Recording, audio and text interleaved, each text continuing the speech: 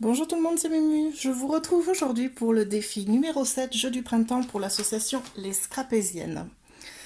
Le thème de la semaine, c'est les timbres, au sens large du terme, donc timbre, et pour le côté technique, embossage. Donc à chaud ou à froid, c'est comme on veut. Je vais vous montrer sur les deux réas que je vais faire deux techniques différentes. Sur la carte Memoridex qu'on va faire là maintenant ensemble, je vais utiliser la technique embossage à chaud, ici avec des petites poudres. Et sur la vidéo suivante, avec un fond de carte un peu plus classique, je vous montrerai une petite technique d'embossage à froid. Voilà. Donc, petite réa Memoridex, j'ai découpé dans du papier 300 grammes bien épais. Mon dies ici en forme de fanion le plus grand. Au niveau du matériel, je vais travailler ici avec cette planche de tampon. Donc là, je vais utiliser la machine à écrire, j'allais dire à coudre. Je me suis pris une planche de stickers alphabet. Voilà, ça traîne depuis des années dans un tiroir, donc autant l'utiliser. Du papier de livre, un peu de masking tape et plein de timbres. Voilà.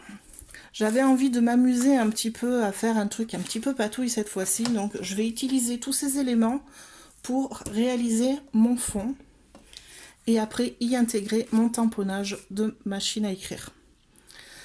Dans un premier temps, je vais travailler mes textures sur le fond et après je vous montrerai un petit peu comment unifier tout ça. C'est parti.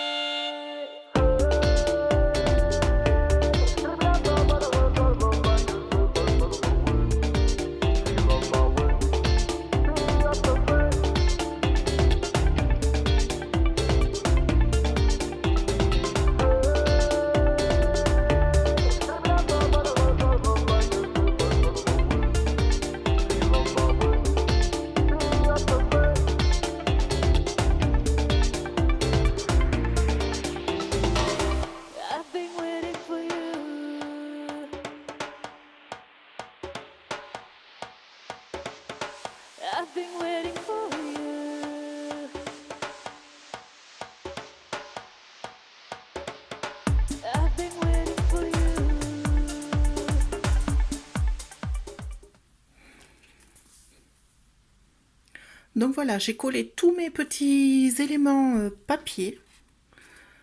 Donc on voit bien la page de livre, les morceaux de masking tape et les timbres. Et pour pouvoir protéger tout ça pour le travailler avec mes encres et travailler avec ma poudre à embosser, je vais le protéger, le recouvrir d'une petite couche de gel médium. Alors je prends celui-là simplement parce qu'il est mat. Tous les gels médiums sont valables. Vous pouvez aussi faire avec de la colle tout simplement. Si vous voulez le côté glossy, la colle marche très très bien. Moi je suis pas très très fan, donc je préfère prendre quelque chose de mat. Ça va finir de coller mes timbres bien comme il faut. Et ça va apporter une petite couche de protection pour pouvoir travailler après avec l'encre. Donc une petite couche rapide. Je vais en profiter, vu que c'est un gel médium, donc il est collant. Je vais en profiter pour y ajouter mes lettres d'alphabet. Comme ça, je suis sûre qu'elles seront bien intégrées à mon fond, bien collées. Alors, je tape dans les lettres qu'on a toutes en surplus, hein. Les W, les Z, celles dont on ne se sert pas franchement tout le temps. Celles qui ressortent le moins sur nos alphabets. Hop.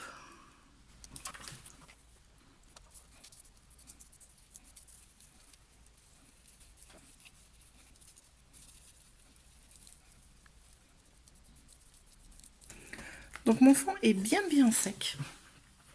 Je vais pouvoir passer à l'étape de la colorisation. Donc je me suis arrangée pour que mon fond soit à peu près harmonieux déjà à la base. Donc en travaillant sur les tons plutôt craft, beige et dans les tons plutôt vert, violet au niveau des timbres. Si j'avais eu des couleurs très disparates, j'aurais passé une petite couche de gesso blanc dilué avec de l'eau pour pouvoir unifier et après passer mes encres. Ici, je n'en ai pas besoin. Le gel médium que j'ai passé dessous va préparer un petit peu le terrain pour que je puisse travailler directement avec mes distress. Donc je me suis prévu des bruns. Donc là j'ai Vintage Photo et Walnut Stain. Et le noir. Et à partir de ces trois couleurs, je vais travailler. Alors, je vais apporter quelques ombrages avec celui-ci autour de mes lettres pour pouvoir les faire ressortir un petit peu de mon fond. Et après, je vais ancrer les bords, je pense, avec le Vintage Photo classique. Donc là, je vais venir travailler au pinceau avec un petit peu d'eau. Hop, et un tout petit pinceau très fin pour pouvoir aller vraiment mettre ma couleur contre mes lettres. Et comme ça, je vais venir ancrer et délimiter des zones autour des endroits où j'ai les alphabets.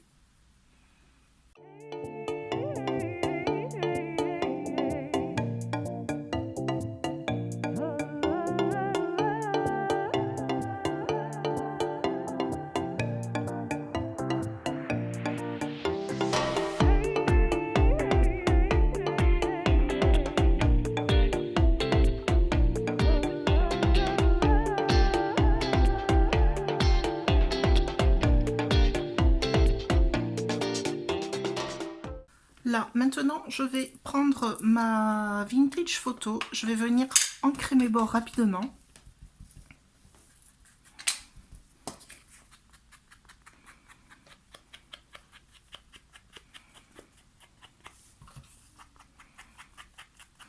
Et après, je vais recommencer avec mon encre noire. C'est juste pour faire bien ressortir mes bords, en fait. Je pense que je vais y apporter un petit trait de couture, mais je ferai ça après. C'est juste un élément de décor, hein. C'est pas franchement indispensable. Bon, j'ai une petite histoire d'amour avec la couture. J'aime énormément en mettre sur mes pages.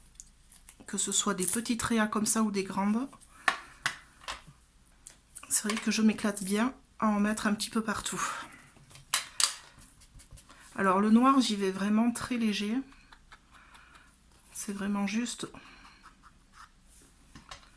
pour marquer mon bord.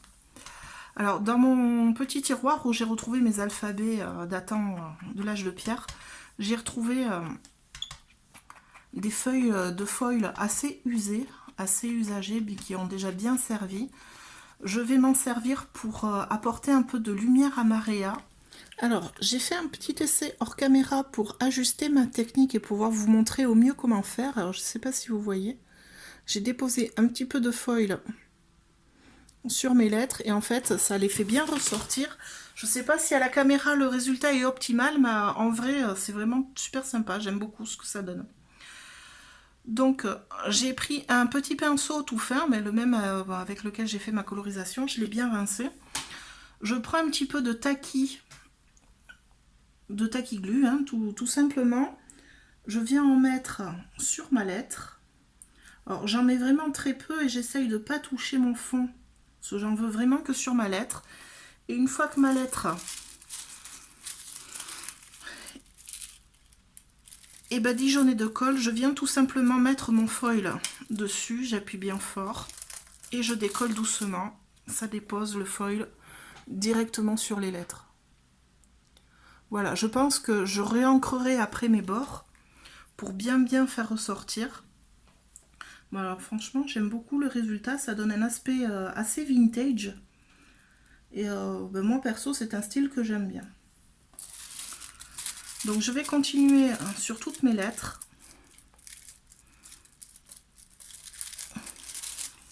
Une par une tranquillement avec ma petite colle et ma feuille de foil.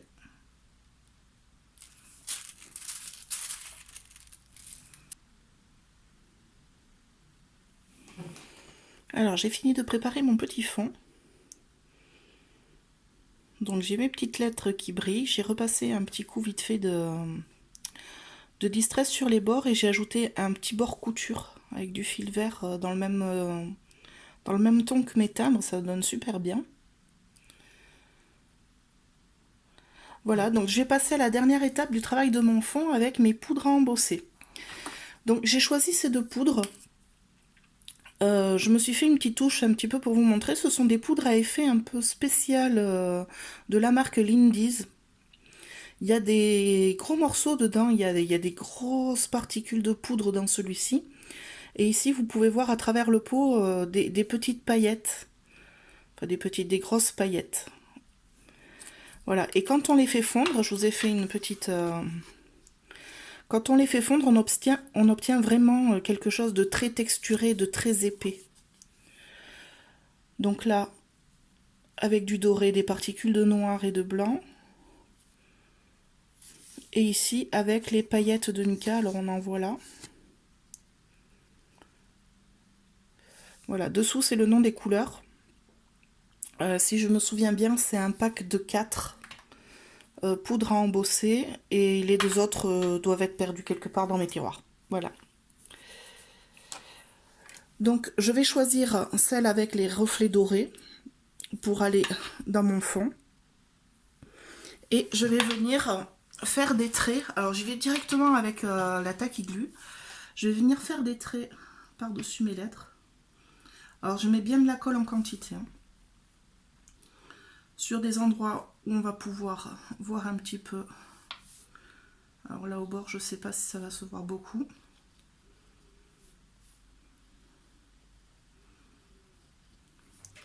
Donc là, j'ai fait des gros traits de colle. Je vais me préparer une feuille de brouillon pour récupérer ma poudre. Avec mon doigt, je vais venir étaler un petit peu la colle. Je vais venir la tirer en fait. Alors il en faut une bonne quantité quand même, hein, parce que c'est de la poudre assez épaisse. Là en plus c'est du relief, donc j'y vais généreusement.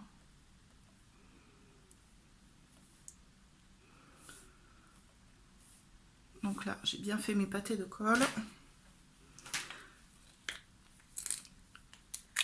Et je vais venir verser ma poudre dessus directement.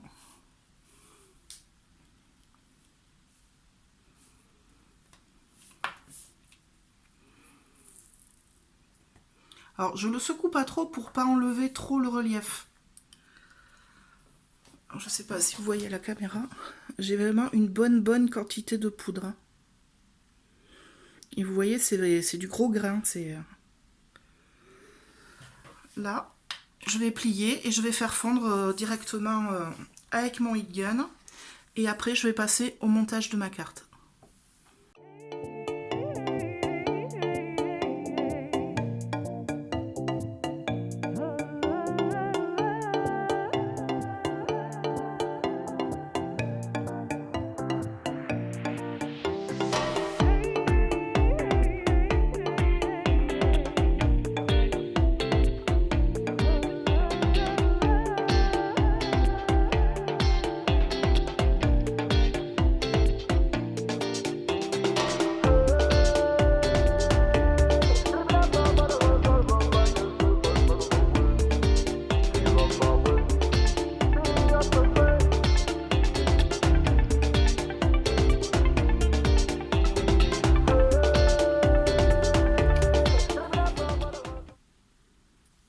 Voilà, donc là pour moi ma carte est terminée parce que le fond est tellement travaillé, j'ai pas envie d'en rajouter plus.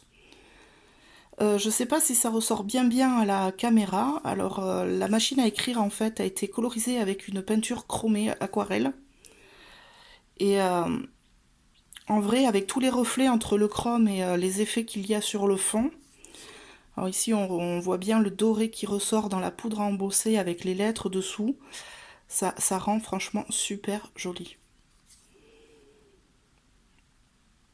Donc voilà pour cette petite carte Memorydex style vintage du coup. Donc n'hésitez pas à liker cette vidéo, à me dire ce que vous en avez pensé en commentaire. Je prends toutes vos remarques et vos commentaires avec grand plaisir. N'hésitez pas à la partager.